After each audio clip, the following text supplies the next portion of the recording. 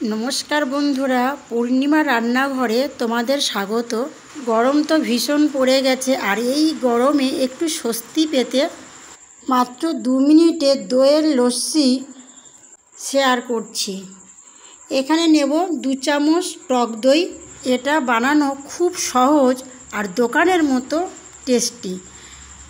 2 চামচ টক দই নিয়েছি।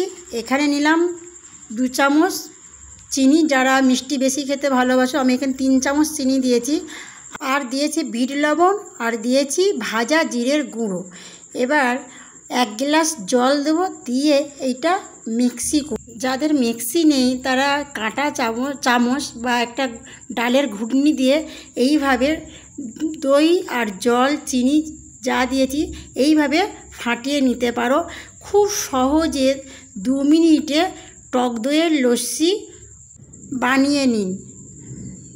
বন্ধুরা, যদি ভিডিওটা ভালো লাগে, এবার লস্যি হয়ে গেল, ভাজা জিরের গুঁড়ো দিলাম, আর সর্বশেষে 3 থেকে 4 টুকরো বরফ দিলাম।